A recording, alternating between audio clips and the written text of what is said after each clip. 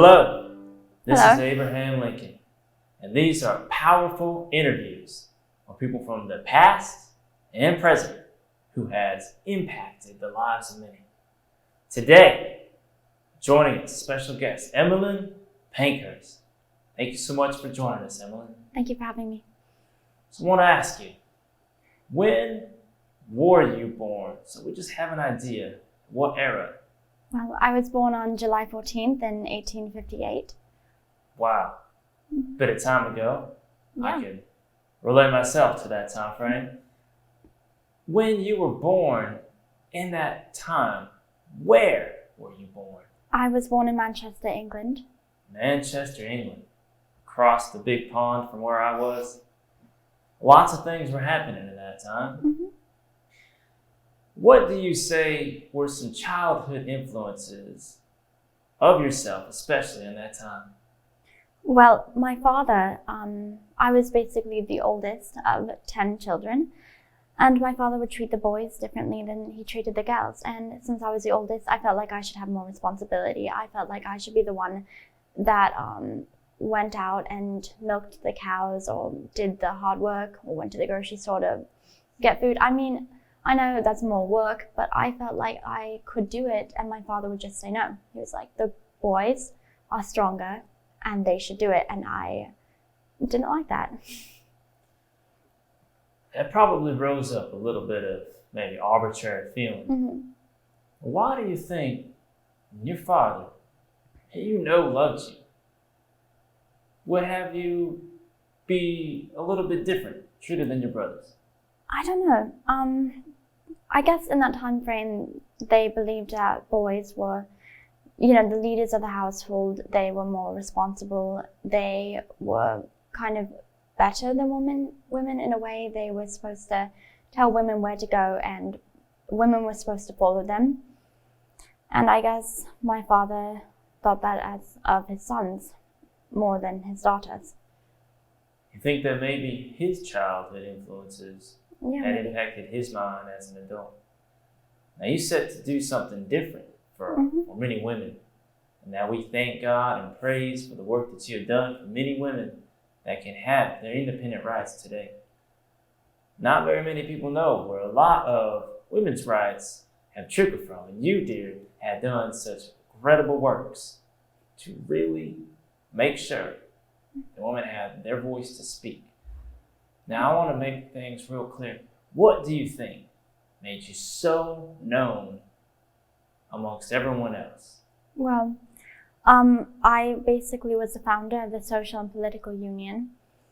But what got me there was my determination and my drive and my power of will.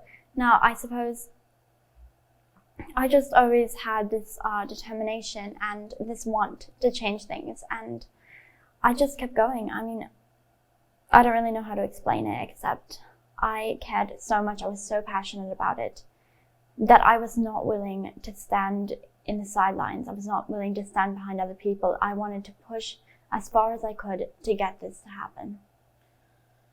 And push you did. Success you've had many. So what is it that is the secret to your success? I guess what I was saying, my determination, and basically also what I was treated unfairly by my father. That kind of started everything. And my mother took me to my first activist meeting when I was 14, and at that age I realized how we were treated wrongly, and I wanted to change everything. And I guess I just stepped up. And step up you did. And we want to know, I definitely do want to know, how can you give 100% of yourself and keep going? Well,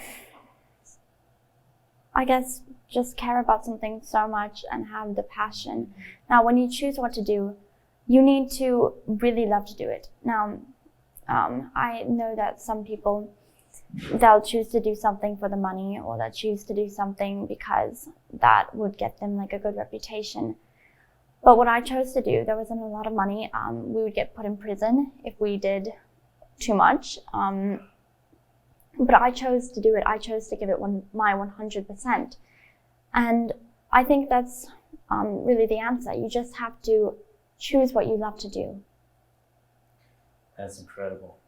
Thank you. Would you say that is what helps you to keep going when challenges arise? 100%. Could you share some more of how you overcome those challenges? Well, there have been a lot of challenges along the way. Like I said, they put us in prison sometimes, and we would go on hunger strikes because sometimes drastic circumstances call for drastic actions. So we would do that, and they would almost like force feed us.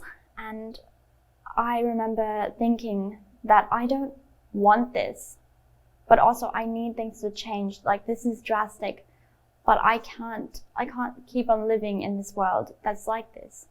And when those challenges arise, I suppose I just keep going. You may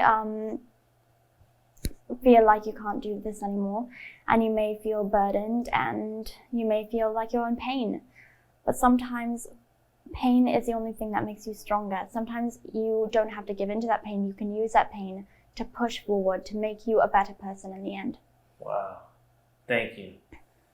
And it makes me wonder, when you talk about drastic actions for drastic situations, now it was told that you threw yourself in front of the king's horse. That was a very drastic action. I want to know what went through your mind when you were about to throw yourself in front of the king's horse. Well, I remember thinking, I was standing on the sideline and the king was riding his horse past us. And I remember thinking, this might be the only way that they would see us. This could change everything. Now, I know it was kind of a spontaneous decision, and I feel like I do a lot of those, but I needed them to see us, and I felt so tired of being not noticed, and for all of our efforts, no one would even really care that much. And I wanted to do something that people would remember me by. I wanted to show them that that I was worth it, and that I'm willing to go to the extremes to get the recognition I deserve. Extremes you did. Inspired many you have. And in our parting message that you could leave to anyone out there, many maybe who are crippled by fear, feel there's a higher calling, purpose for their life, what could you say to them? I guess keep going. Life will throw so many challenges in your face, and life is full of struggles. Like, whoever say life is easy is lying. You and I and everyone in this world will never have an easy, perfect life.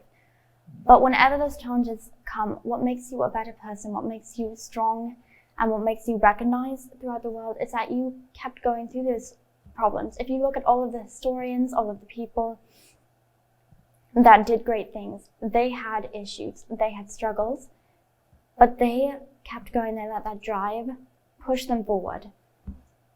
And that's what everyone needs to do if they want to accomplish what they really want, if they want to accomplish their goals. That's incredible. And it makes me wonder, did you have faith in a higher power to carry you through such events? Yes. Wow. I did. And I think that is probably a deeper key to know that God may have you in his hands to carry you through. Thank you so much. Yes. Powerful actions you have taken, so many can have the freedom that they have now. God bless you, Ms. Pankhurst, and we thank you for taking the time. Thank you for having me.